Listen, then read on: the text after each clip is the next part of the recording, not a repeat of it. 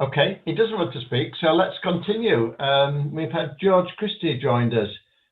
George, would you care to unmute if you want to ask a question? Because there's only 5 of us on at the moment, so it's easier to do it that way. Go to the bottom left-hand side of the screen and you'll see a mute button. Just click on that and you will be able to talk to us.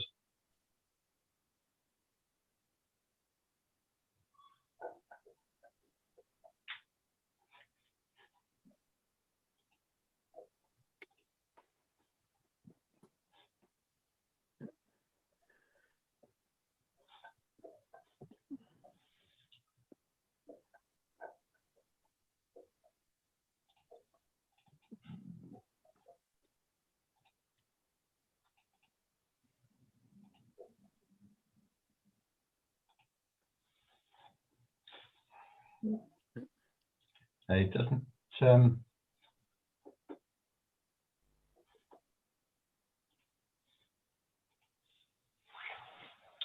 Let me write to him.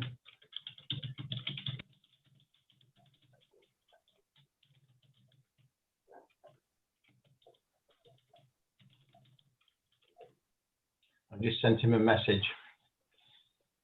George, I've just sent you a message so that you can unmute yourself if you wish to do so.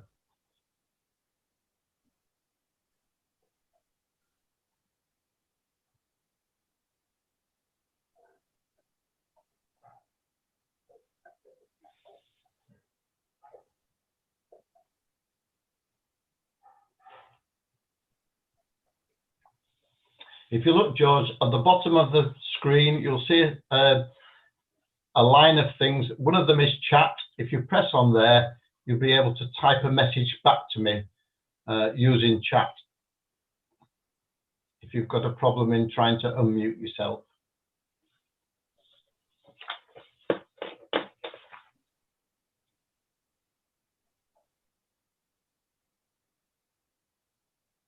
No. Harold, tell us a bit more about the layout then. Right, okay. One of the things, talking about that video I did, because I was doing everything myself, and it's the first time, as I said, the continuity is not very good. When I've actually, the actual one I published about track laying, I had gone beyond, I'd forgotten what I'd said previously. So very briefly, when you're laying the inner track, that's the first circuit, which as I said must be the accurate one because it's the tightest and it's going to be used to gauge the outer one. Originally I did say don't knock the track pins in fully. The reason for that is when you come to lay the outer track, gauging off the inner, you may find later on that you've got problems with stock either curve hitting each other, clearance problems, in which case if you've still left the track pins exposed, it's relatively easy to lift up the inner circuit and, if you like, move it backwards, so you're starting the curve a little bit earlier than the outer track, which gives you not a parallel track then, but it gives you increased clearance all the way around. This came about when I originally started with my Lima Mark 1.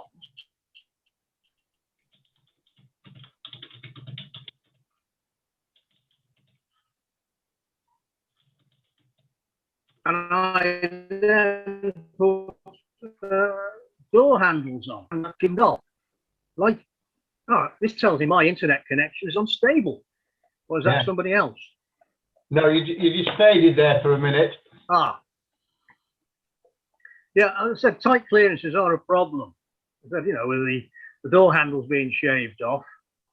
And then later on with the Leamster coaches, when I had I modified one into a break end, I put the guards duckets on.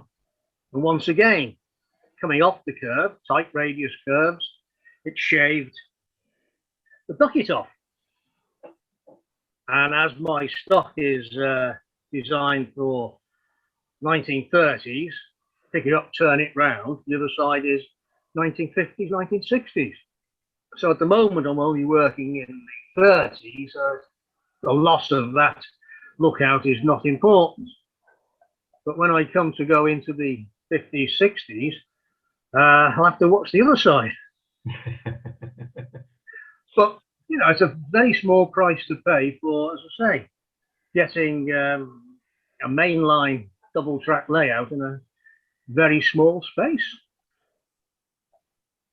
You know, there's lots of things I would do differently. Interestingly, when I was looking at automatic couplings, back to my original thoughts of being able to sit down and control everything from a single position, experimented with all sorts of automatic couplings. And one of them, I forget the devil it's called at the moment, very nifty. You didn't need anything. You could couple, uncouple anywhere. The big drawback was that they were, when you coupled, very small magnets actually held the arms in position. If you took the tension off, that coupling dropped. Now, when I was building the baseboards, I used my dear old father's spirit level, which I subsequently found was not true. So I built all sorts of gradients into the baseboards. You know, it's simple things, you know, like D-Loss, he mentions about a bad workman always blames his tool. That was a bad tool, even though I was using a damn thing. As a consequence, I do have, thanks to using a single piece of chipboard for the actual ends, the actual curved ends are level or smooth. They might be on a gradient, but the actual board itself is flat. So I do have very minor problems because you've got the track is canted slightly, the whole thing. So a loco might lean as it's coming out of a curve. Clearance problems again. But, you know, they're a very small price to pay. And in places, if you look closely, you'll see where the frames of the shed have been carved away, just where the curve and that support happen to coincide. But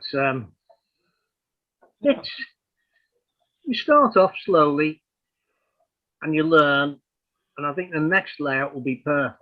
Because we'll remember to get one or two more people join us. I'll just say to them over here, please, if you've got a question for Harold, could you use the chat button at the bottom of your screen, press on there, and it allows you to send a message, and then I'll relate that to Harold. We always mute everybody who comes into the show, so you can't ask direct questions, and that keeps the background noise to a minimum, because otherwise it gets very disruptive if you have a number of people on at one time. So please, if you want to ask a question of Harold, go to the chat button, press that, and put your question up, and then I will ask Harold the question. He'll be able to see it himself probably. Okay. Sorry, Harold, I stopped you in full flow there. It's all right. With my very poor memory of recent things, I've forgotten what I said. Yeah. When you built it, Harold, did you find it came together all together, or did you just do sections of it? Did you do it all at once, or did you do by section? Effectively, I suppose. Obviously, your baseboard you have a start and a finish.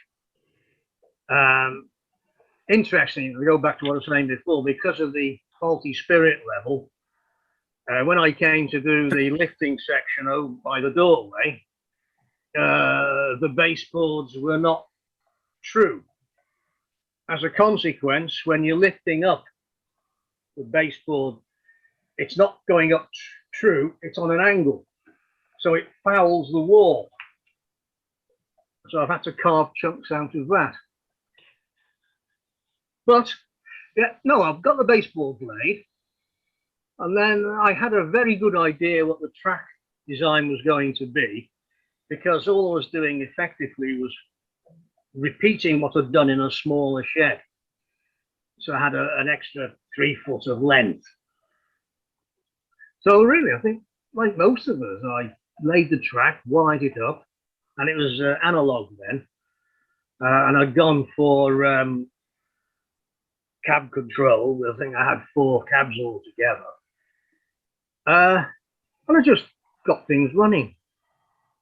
And then, like all of us, I suppose, you think, well, hang on, platform. So you know, cardboard, bit of, yeah, made a platform, just press it about, get it, check the clearances and things.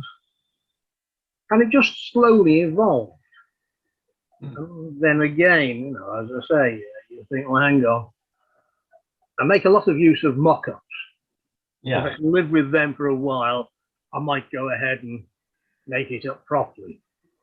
But you change things. As I say, I used to have a loco depot on the main baseboard, but there's no space for carriage sidings. So when I got the extra 2 or 3 foot in length, there were carriage sidings there.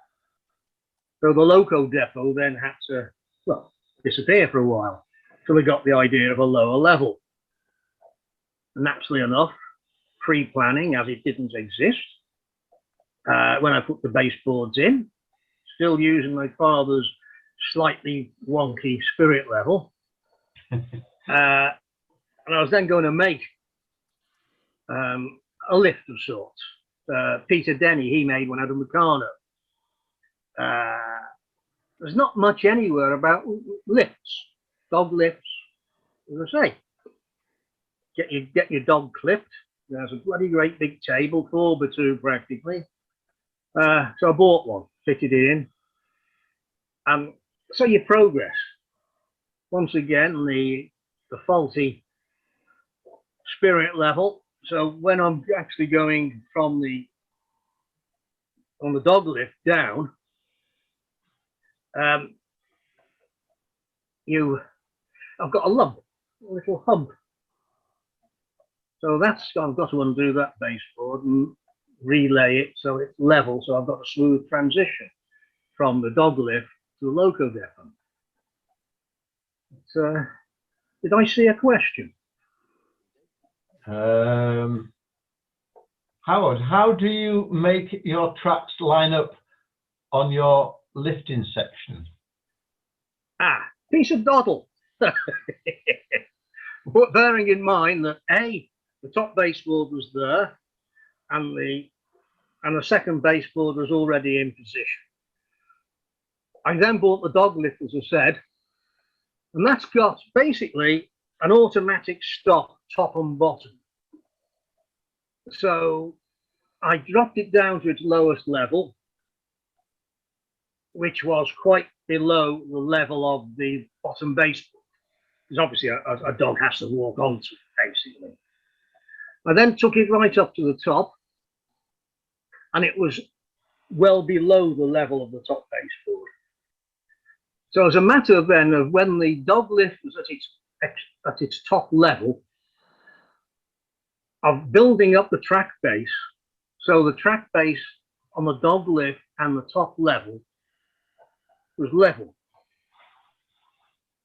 I'm a one-man band, as I said, and the bottom baseboard is somewhat 10 feet long. That had to be altered as regards height. So it was a lot of cursing and muttering, drop the dog lift down to its bottom level, and then move the bottom baseboard to suit. I think on the video or on one of the photographs, you can see there's about 1 inch, 2 inch difference. And I think that's where I've then introduced the slight angle. But basically, it's relatively simple. It's a wooden building, a wooden shed, so it does move and breathe. So what I've done is forced on me, actually. The top baseboard I could cut at an angle. to meet the dog lift. The bottom baseboard, I cantilevered a small piece out. So that then meets. Now it's about 4 or 5 inches long, and I've got an upright which supports it. But that upright is not fixed. So if you angle the upright, you know, it's like on a diagonal, edge to edge, it's longer. So I've got a very small amount of movement I can actually put in. So beginning of an operating session, I just drop the dog lift and run the fingers across and just raise or lower the track. There is a check rail on the upper track where it's on the main baseboard, and I'm thinking about the viability of putting check rails on the lower base, on the dog lift itself. But as I said earlier, the tolerances in O gauge are such that providing you've got the track is level and lined up, it's normally okay. Good, good. Thank you for that. Has anybody got any more questions of Harold? If you have, please put them on chat and I'll pick them up and ask him the question. You'll find chat on the bottom tray. As you go to the bottom of the screen, you just click on it and then type your question in if you have a question.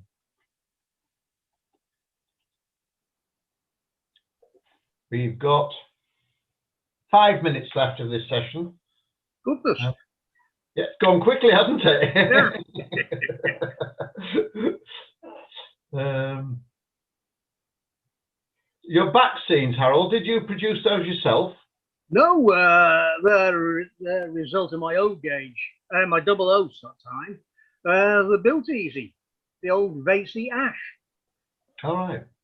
Yeah, that's, well, actually, yeah, you can't see those because I've only put them up recently. The back scene at the township end, that's one of these photograph ones. Obviously down the main station side, that's all low relief buildings. Yeah. So yeah, there's actually on the article and on the video, there's very little back scene. But yeah, I do use the double O ones because they're okay. They're pretty good. Pico and that tend to be a little bit too artificial looking. But these, because they're not trying to be detailed, they're a back scene. They're there to sort of stop the eye without actually being able to read the number plate on the car park round the corner. Yes. Yeah. Yeah. Very But good. yeah, I have made extensive use of. You can buy blue photo mount board, which I've used extensively now. And then, what the devil is it? This spray mount adhesive for carpets. I've used that to, because of course, once again, the baseboards are 2'6" wide. They're about 3 foot something tall, and reaching across to the back. So effectively, you've got to have something which grips quickly. Yeah. And unfortunately, this stuff grips. It's like Evo stick in impact mode. Line it up first time, and that's what you get. And that's what you get. But yeah, looking at it, I'm quite pleased with what I've got. Good. Good. Yeah. Well, they look the business when I watched the video. That's the one thing that caught my eye, because I haven't got any of mine at the moment. It's all blank walls. I did try going out, because where I live there's quite an extensive sandstone railway cutting. I lost you again, Harold. Stitch them together. Sorry? I lost you there. Sorry. You disappeared. Yeah, where I live there's this quite a deep sandstone cutting. So I took photographs of that, stitched them together and printed it out. And on the video, where the door is, there's a little bit of back seam there, and in front of that is the photographs printed out of the sandstone cutting wall. Oh, very good. Right. Well, it's now 1:45. I've had no more questions on the chat side. So can I Again, say to everybody, thank you very much, and particularly thank you to you, Harold, for explaining lots of things about the railway. It was very interesting to see it, and we now should have no hesitation in getting down to some sharp, tight radius curves if necessary, because everything will go through them. Thank you very much, Harold, and thank you all for joining us. And we move on now. We've got a session starting in 15 minutes about live steam for those that are interested. So I hope you'll join us again then. Thank you very much indeed. Okay, thank you both. Thank you, Harold. Bye for now. Goodbye. Bye, everybody.